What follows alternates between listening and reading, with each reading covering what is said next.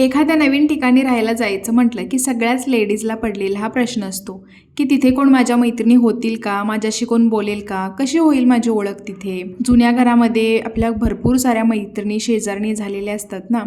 So माझ्यासोबत थोडंसं वेगळं झालेलं आहे. आता काय झालेलं आहे ना, हे व्हिडिओच्या शेवटी मी नक्कीच सांगते. सो आमची नवीन वर्षाची सुरुवात नवीन घरामध्ये झालेली आहे. फायनली मी शिफ्ट झालेलो आहोत. काल आल्या ना इतका थकवा आला होता, तरीही मी बेसिक तयारी करून ठेवली होती. जसं की चहाला वगैरे लागणारी भांडी मी वरती काढून ठेवली होती, प्लस काही TV वॉशिंग मशीनचं इन्स्टॉलेशन पण यांनी करून ठेवलं होतं.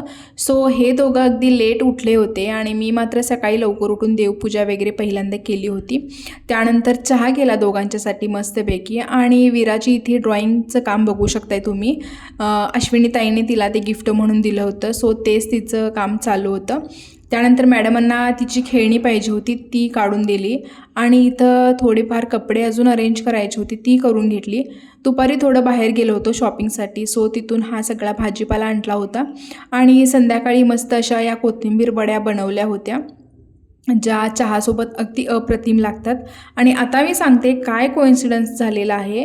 तर माझे BSCचे 3 वर्ष प्लस BEdचे 2 वर्ष, अशी 5 वर्ष जास्त तोंड ओळख असणारी, हाय हॅलो करणारी माझी मैत्रीण संध्या मला या सोसायटीमध्ये भेटली. आणि तिला पाहून ना फारच आनंद झाला.